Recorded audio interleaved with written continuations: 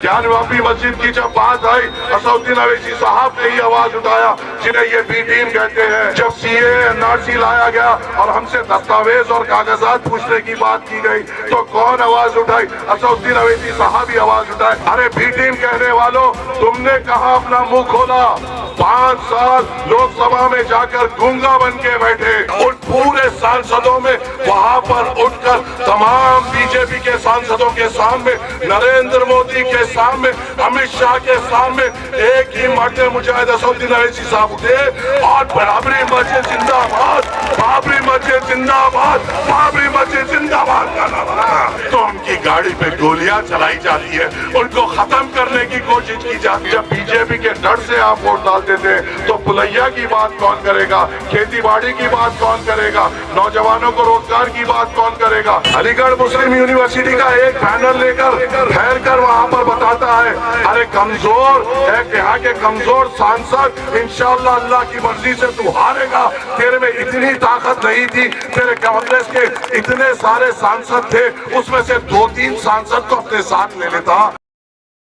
मैं दूसरी पार्टियों के तरह हम नहीं हैं जो सिर्फ चुनाव में आकर आपके सामने वादे करते हैं या हथेली में जन्नत बताते हैं।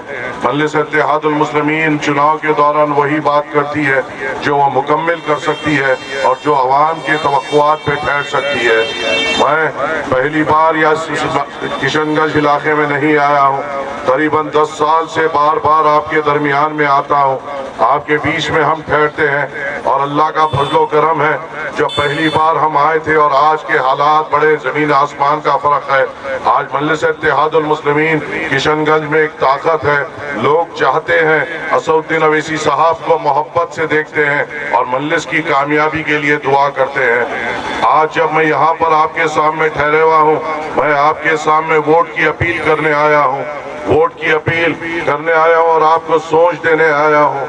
आप याद रखना हमेशा कि ये याद रहे आपको कि आप मुझे बताइए बाबरी मस्जिद पे आवाज उठाने वाले कौन थे?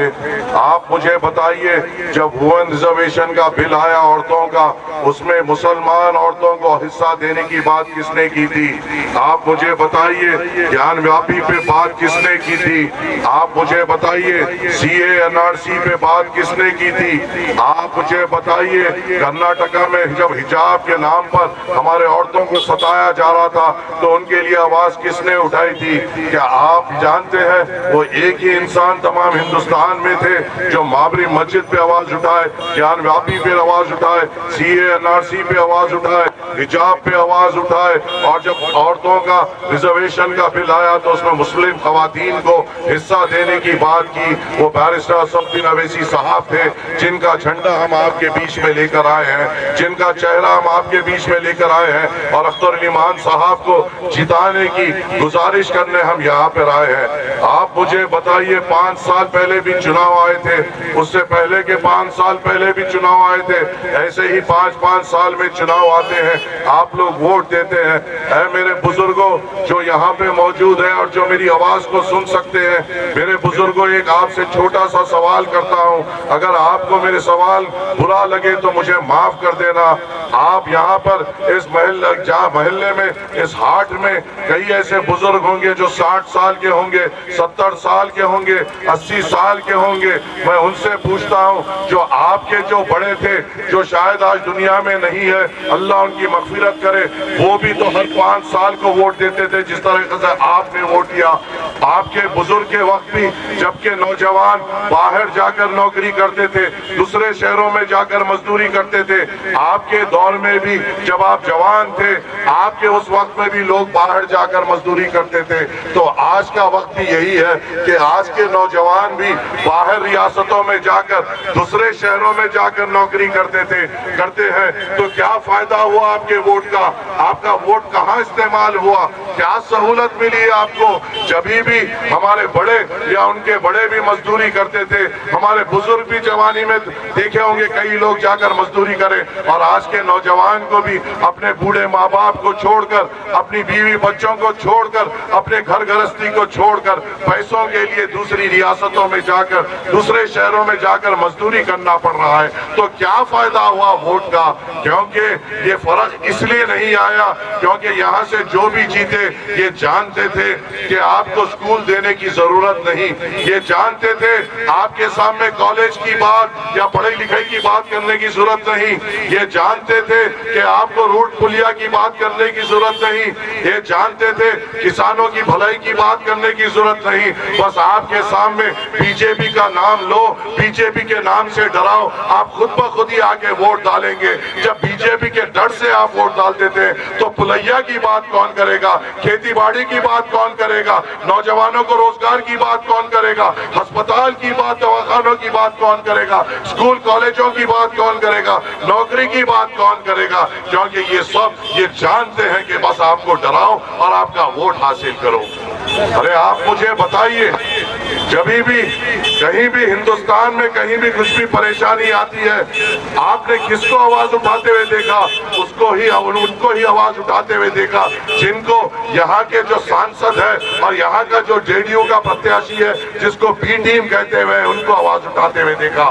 बाबरी मस्जिद पे जब आवाज उठाने का वक्त आया, असदुद्दीन अवैसी साहब आवाज उठाए जिन्हें ये बी टीम कहते हैं। ज्ञानवापी मस्जिद की जब बात आई, असदुद्दीन अवैसी साहब ने ही आवाज उठाया जिन्हें ये बी टीम कहते हैं। जब हमारे हिजाब की बात आई और हमारे औरतों को कर्नाटका में हिजाब के नाम पे सताया गया, असदुद्दीन अवैसी साहब ने ही आवाज उठाई जिन्हें ये बी टीम कहते हैं। जब सीए एनआरसी लाया गया और हमसे दस्तावेज और कागजात पूछने की बात की गई तो कौन आवाज उठाई? असदुद्दीन अवैसी साहब ही आवाज उठाए जिन्हें ये बी टीम कहते हैं। अरे बी टीम कहने वालों, तुमने कहां आवाज उठाई?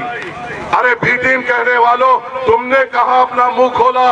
5 साल लोकसभा में जाकर गूंगा बन के बैठे, 5 साल लोकसभा में जाकर एक बार उठे तो ये कहा कि यहाँ पर जानवर बनते हैं, मरते हैं, उनका कानून बनाओ।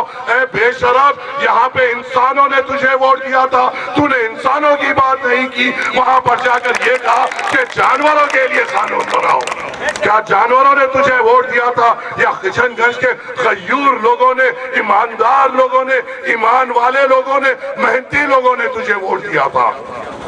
वहां जाकर अलीगढ़ मुस्लिम यूनिवर्सिटी का एक बैनर लेकर ठहर कर वहां पर बताता है, अरे कमजोर एक यहाँ के कमजोर सांसद, इंशाअल्लाह अल्लाह की मर्जी से तू हारेगा, तेरे में इतनी ताकत नहीं थी, तेरे कांग्रेस के इतने सारे सांसद थे, उसमें से 2-3 सांसद को अपने साथ ले लेता या अपने गठबंधन के 2-3 सांसद को साथ ले लेता। तेरी इतनी हैसियत नहीं, औकात नहीं कि अपने साथ अपनी पार्टी के 2 सांसदों को ठहराए, अपने साथ अपने गठबंधन के 2 सांसदों को ठहराए, अकेला बैनर लेके ठहरे गया। क्या फायदा हुआ इसके जाने का? है मेरे गयूर लोगों, आपको मालूम है हाल ही में सांसद लोकसभा में सबको बुलाया गया था। क्यों बुलाया गया था?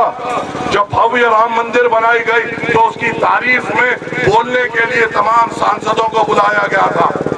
और जब वो पूरे सांसद वहां पर आए, वहां पे बीजेपी के सांसद मौजूद थे, कांग्रेस के सांसद मौजूद थे, समाजवादी के, एआईडीएमके के, एनसीपी के, शिवसेना के, हर किसी के सांसद मौजूद थे। और वहां पर ठहर कर लोग तारीफ कर रहे थे। बीजेपी के सांसद उठ कर बोल रहे थे किस तरीके से बाबरी मस्जिद को शहीद किया गया, किस तरीके से कोर्ट केस लड़ा गया, किस तरीके से आरएसएस ने मेहनत की, किस तरीके से विश्व हिंदू परिषद ने काम किया, किस तरीके से मोदी ने काम किया, और एक मस्जिद की जगह पर किस तरीके से कोर्ट का फैसला लाते हुए एक राम मंदिर, भव्य राम मंदिर बनाया गया। जब ये तारीफ कर रहे थे, मोदी की तारीफ कर रहे थे, आरएसएस की तारीफ कर रहे थे, विश्व हिंदू परिषद की तारीफ कर रहे थे और ये कह रहे थे कि हमारे अल्लाह के घर को गिराकर मस्जिद मंदिर की तामीर की गई, तो ये आपका सांसद गूंगा बनकर छुप कर बैठे हुआ था। उन पूरे सांसदों में वहां पर उठकर तमाम बीजेपी के सांसदों के सामने, नरेंद्र मोदी के सामने, अमित शाह के सामने एक ही मर्द मुजाहिद असदुद्दीन अवैसी साहब उठे और बाबरी मस्जिद जिंदाबाद, बाबरी मस्जिद जिंदाबाद, बाबरी मस्जिद जिंदाबाद का नारा लगाया। क्या ये मजाक की बात है? क्या ये कमजोरों की बात है? क्या मोदी, अमित शाह और तमाम बीजेपी के सांसदों के सामने ठहरकर अपने अल्लाह के घर की आवाज बुलंद करना क्या मजाक है?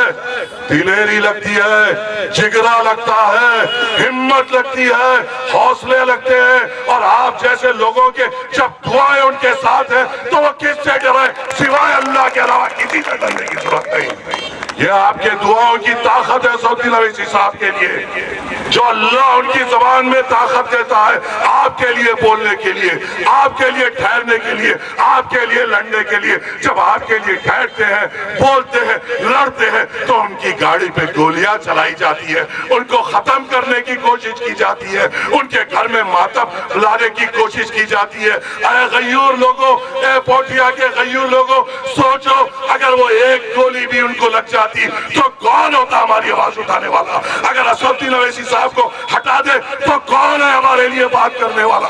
कोई नहीं है हमारे लिए बात करने वाला।